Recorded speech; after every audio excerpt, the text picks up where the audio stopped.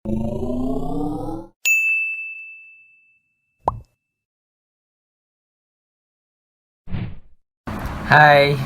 saya Muhammad Dini bin Azmin, pelajar dari Universiti Malaya, dan hari ini saya akan mengajar anda tentang konsep mol, iaitu tingkatan 4 bab 3. Mol. Mol mewakili satu bilangan yang tertentu. Satu mol sesuatu bahan ialah kuantiti yang mengandungi bilangan zarah yang sama dengan bilangan atom yang terdapat dalam 12 gram karbon 12. Bilangan zarah ini ialah 6.02 darab 10^23. Jadi di sini kita dapat simpulkan bahawa 1 mol bersamaan dengan 1.02 darab 10^23. Contoh yang dapat kita lihat di sini. 1 mol atom bersamaan dengan 6.02 darab 10^23 atom. Jikalau 1/2 mol atom, bermaksud kita akan ambil 6.02 darab 10^23 dibahagi dengan 2. Jenis zarah yang terdapat dalam suatu bahan mungkin ialah atom, molekul atau ion. Contoh yang dapat kita lihat di sini.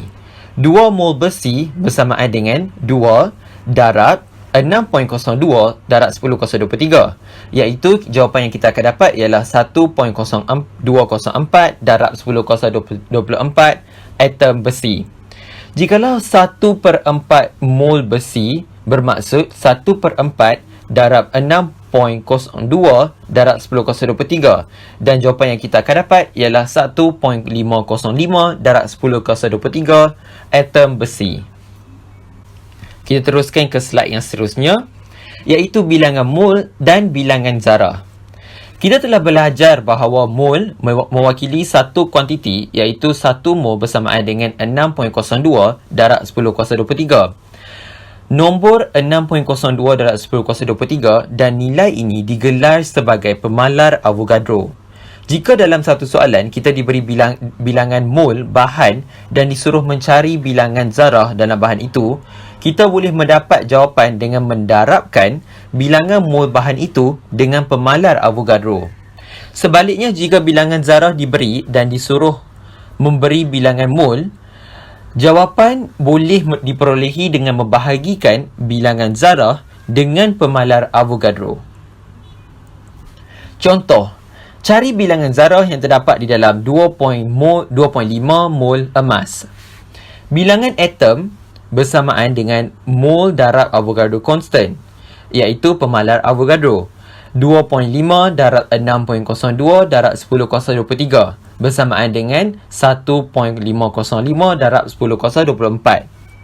Contoh seterusnya, berapakah bilangan mol magnesium mengandungi 2.76 darab 10^23 atom magnesium?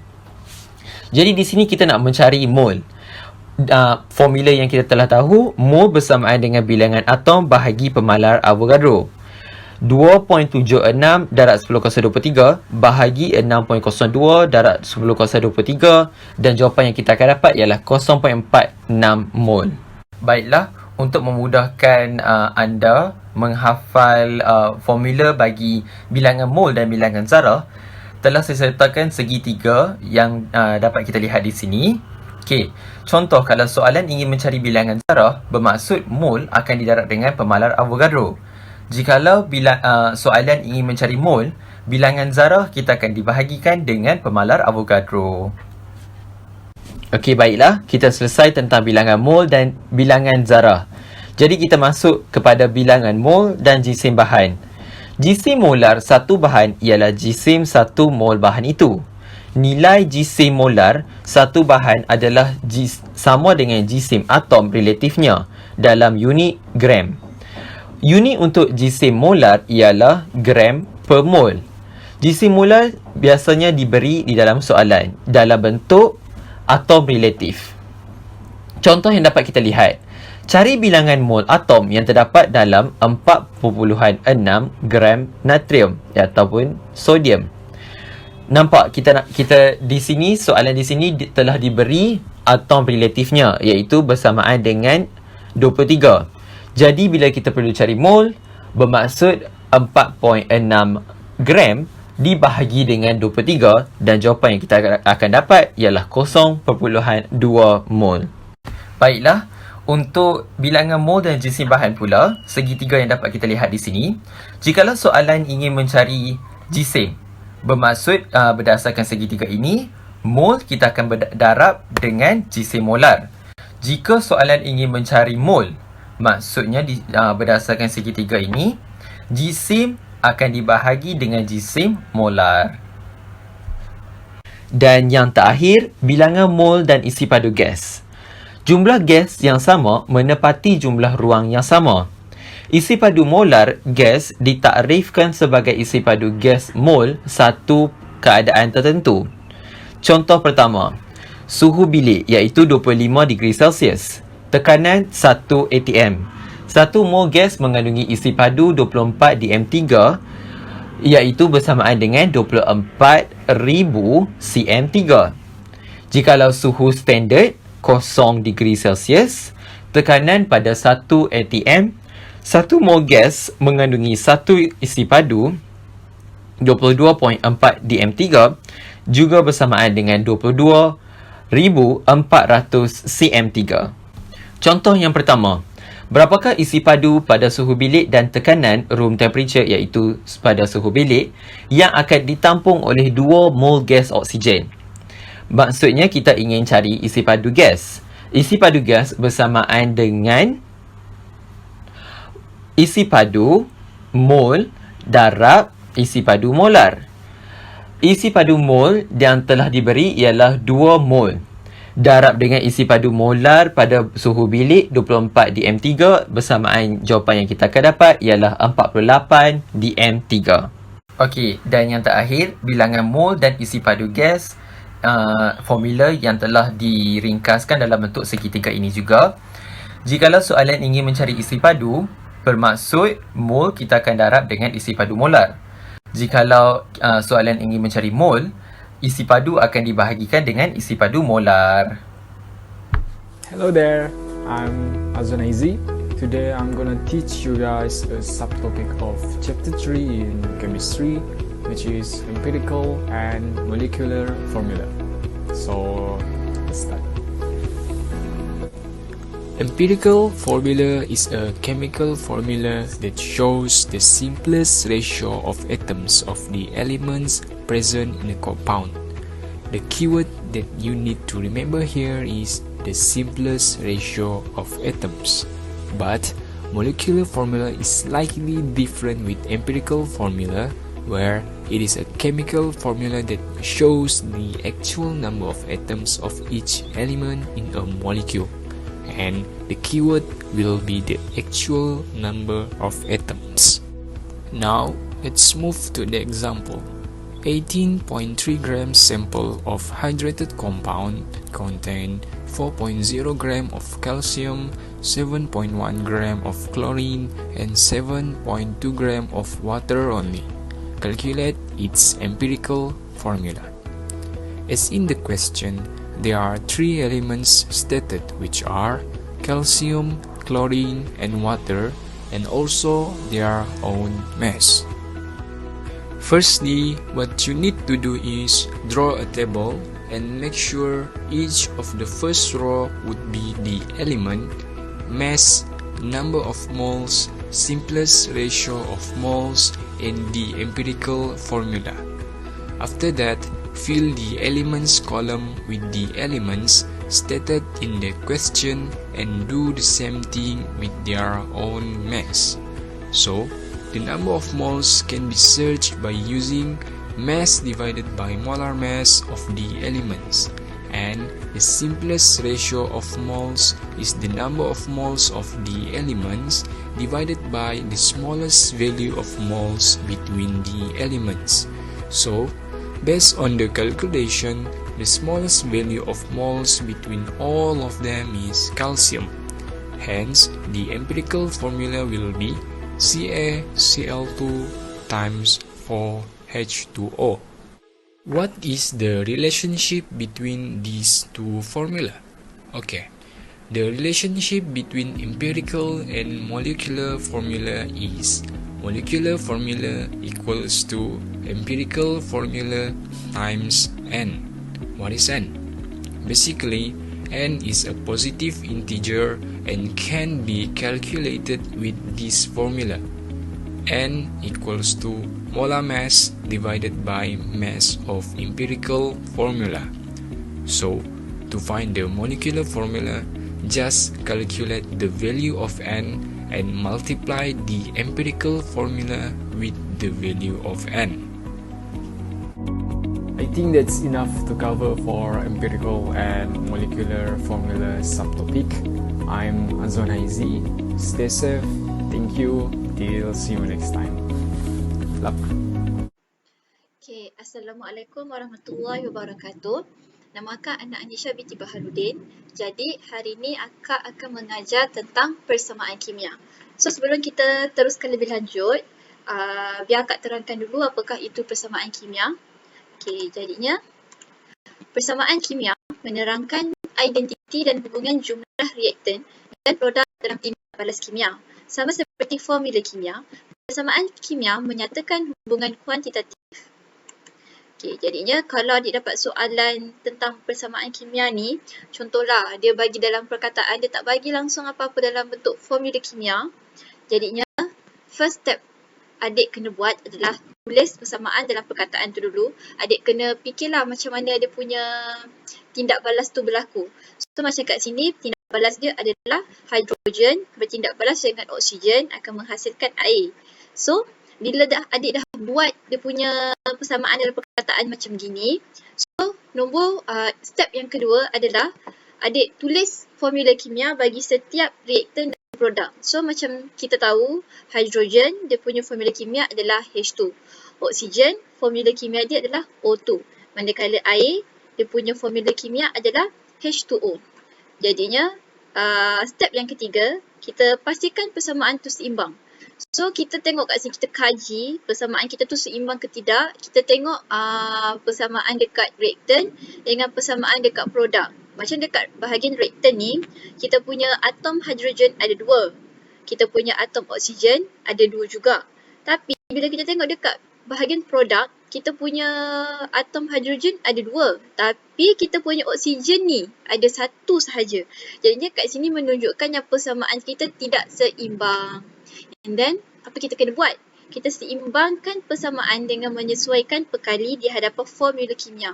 So, tadi kita tengok dekat step ketiga, persamaan kita mana yang tak seimbang? Bahagian oksigen kan yang tak seimbang kan? Di mana bahagian reaktan, kita ada 2 atom oksigen, manakala dekat bahagian produk ada 1 sahaja. Jadinya kita tahulah kita nak seimbangkan yang mana. Kita seimbangkan dekat bahagian produk dengan kita letak perkali 2 kat sini. Sebab bila kita letak perkali 2 dekat bahagian produk macam ni, kita punya oksigen dah ada 2 atom. Tapi bila kita buat macam ni, kita kena tengok juga adakah kita punya atom hidrogen ni seimbang dengan reaktan kita. Tengok kat sini, kita punya hidrogen ada 4. Tapi dekat reaktan kita ada 2 saja tadi. So, bermakna kita kena tambahlah perkali 2 dekat depan atom hidrogen. So, akan jadilah seperti ini.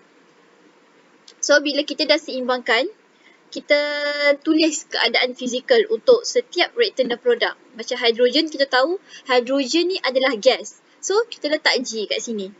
And then, oksigen pun kita tahu, oksigen tu gas kan. So, G juga. Okay, kalau air kita tahu dia adalah liquid, cecair. So, kita letak L kat sini. And then, adik punya persamaan kimia tu lengkap lah. Sekali dengan perkali, sekali dengan dia punya keseimbangan dia, dengan dia punya keadaan fizikal. So, kita tengok kat sini tips penting. Persamaan kimia mesti diseimbangkan. Berdasarkan law of conservation of mass, jirim tidak boleh dicipta mahupun dimusnahkan. Oleh itu, bilangan atom untuk setiap elemen pada kedua-dua belah, iaitu reaktan dan produk, persamaan mestilah sama. So, maksudnya kat sini, kalau bahagian produk kita dengan reaktan kita tak sama, tak seimbang, benda ni akan efek dekat kita punya calculation nanti. So, apa-apa kalau kita dapat persamaan, kita kena seimbangkan dia dululah. Okay? Okay, jadinya kat sini akak dah ada contoh Ianya seimbangkan persamaan berikut di mana kita ada C3H8 bertindak balas dengan oksigen akan menghasilkan karbon dioksida dan juga air. So kita buat macam tadi, kita tengok kita punya bahagian reaktan dengan bahagian produk kita seimbang ke tidak. So macam kat sini akak dah buat untuk C kita ada 3 atom, H kita ada 8 atom, O kita ada 2 atom. Dekat bahagian produk, C kita ada 1, H kita ada 2, O kita ada 3 atom. So maksudnya persamaan kita kat sini tak seimbang. And then apa kita kena buat? Seimbangkan perkali atom C. So macam tadi C kita ada 1 kan dekat bahagian produk. Tapi dekat bahagian reaktan kita ada 3. So maksudnya kita letak perkali 3 dekat depan bahagian karbon dioksida dekat bahagian produk ni. So kita punya C dah seimbang. 3C dekat bahagian produk, 3 atom C dekat bahagian reaktan. So bahagian atom C dah seimbang. So kita pergi ke atom yang seterusnya iaitu atom H. So atom H kita ada 2 atom dekat bahagian produk, kita ada 8 atom dekat bahagian reaktan. So berapa perkali kita kena letak? Jadinya 4. And then 4 tu kita letak kat mana? 4 kita letaklah kat bahagian yang kurang dekat bahagian produk. So kita punya atom H dah seimbang. Okay, sini 8, kat bahagian produk pun 8. So C kita dah seimbang, H kita dah seimbang. So tinggal O sahaja yang kita kena seimbangkan. So kat sini O kita adalah kat bahagian produk 10, dekat bahagian reaktan kita ada 2 atom. So maksudnya kita kena letak perkali 5 dekat bahagian reaktan. So macam ni lah 5 oksigen. And then kita seimbangkan balik. Kalau dah seimbang, kita tulis persamaan kimia yang kita dah seimbangkan. Di mana persamaan kimia yang kita dah seimbangkan adalah 1C3H8 bertindak balas dengan 5 oksigen akan menghasilkan 3 karbon dioksida dengan 4 molekul air. 1 kat sini, tulis tak apa, tak tulis pun tak apa sebab dia 1. So, up to you lah nak tulis ke tidak. So kat sini akak ada bagi latihan 2B untuk adik-adik buat, untuk adik-adik asah adik punya ilmu pengetahuan tentang persamaan kimia. Okay, so kita bergerak ke topik seterusnya iaitu stoichiometry. Okay, apa itu stoichiometry? Stoichiometry ialah kajian kuantitatif komposisi bahan yang terlibat dalam tindak balas kimia. Perkali dalam persamaan kimia menunjukkan nisbah bahan yang terlibat sama ada sebagai nisbah entiti asas bahan maupun nisbah bilangan mol. So kita terus kepada macam mana kita nak buatlah soalan stoichiometry. So ini akan ambil daripada contoh daripada buku teks contoh 17 di mana soalan dia adalah pembakaran aluminium dalam udara adalah seperti berikut. Okey, so kat sini dia dah bagi terus dia punya persamaan kimia. Apa-apa kita seimbangkanlah dulu persamaan, tapi dekat dalam buku teks ni dia dah seimbangkan dah dia punya persamaan. So adik-adik terus pergi ke step seterusnya. Dia punya soalan dia, berapakah jisim aluminium oksida yang terhasil jika 5.4 gram aluminium dibakar lengkap dalam udara, di mana jisim atom relatif O sama dengan 16, aluminium sama dengan 27. So kat sini dia ada bagi langkah-langkah dia. Langkah pertama berapa mol, langkah 2 nisbah mol, langkah ketiga berapa jisim. So kat sini akak dah macam buat cara lebih mudah lah. So langkah pertama kita cari berapa mol aluminium tu dulu. So bilangan nak cari berapa mol, formula bilangan mol adalah yang adik belajar kat segitiga tu lah, di mana jisim bahagi dengan jisim molar. So jisim, kita tengok jisim aluminium berapa? 5.4 gram bahagi dengan 23 G per mol. So akan dapat 0.2 mol. And then kita dah dapat bilangan mol aluminium ni. Dan kita dah dapat bilangan aluminium ni, kita cari pula nisbah mol. Nisbah mol ni nisbah mol ni sebenarnya inilah stoichiometry kita sebenarnya. Sebab tadi dekat maksud stoichiometry adalah nisbah bahan yang terlibat kan. Jadinya sekarang ni kita dah buat nisbah, tapi nisbah kita nak buat ni dalam bentuk ayat. Okay. Jadinya bila kita nak cari nisbah mol, kita buatlah bentuk macam ni stoichiometri kita, iaitu 4 mol aluminium menghasilkan 2 mol aluminium oksida. So jadinya 0.2 mol ni tadi kita dah dapat kan, 4 mol untuk aluminium, kita dapat 0.2 mol. So 0.2 mol aluminium menghasilkan berapa mol aluminium oksida. Jadinya kat sini apa yang kita kena buat, kita kena cari berapakah untuk 1 mol aluminium. Jadinya kat sini 4 mol kan, tapi kita nak cari 1 mol sahaja. So that means kita kena bahagi 0.2 mol dengan 4 mol. So 0.2 mol bahagi dengan 4 mol. And then darab dengan 2 ni sebab apa darab dengan 2? Sebab kita nak tahu berapakah 2 mol aluminium oksida tu. Bila kita dah cari 1 mol aluminium, kita akan gunakan jawapan tu untuk mencari 2 mol aluminium oksida. So dia punya jalan kerja seperti ini, 0.2 mol bahagi 4 darab dengan 2. So kita akan dapat 0.1 mol aluminium oksida. Ni tekan je kalkulator adik-adik. So langkah ketiga, cari jisim aluminium oksida yang terhasil. So bila kita dah dapat 0.1 mol aluminium oksida, so kita just darabkan sahajalah dengan jisim molar aluminium oksida. So aluminium oksida ada berapa? Aluminium oksida ada 2 atom aluminium dan 3 atom oksigen. So kita buatlah 0.1 mol darab 2 darab 27. 2 darab 27 ni adalah 2 atom aluminium campur dengan 3 darab 16. 3 darab 16 ni adalah 3 atom oksigen. So kita tekan kalkulator, kita akan dapat 10.2 gram. So 10.2 gram ni apa benda? 10.2 gram ni adalah 10.2 gram aluminium oksida yang terhasil. Okay, jadinya untuk bahagian stoichiometri kita dah cover sikit. So ini latihan 2B yang akak nak adik-adik buatlah sebagai latihan 2B. Jadinya itu sahaja daripada akak. So sekian, terima kasih.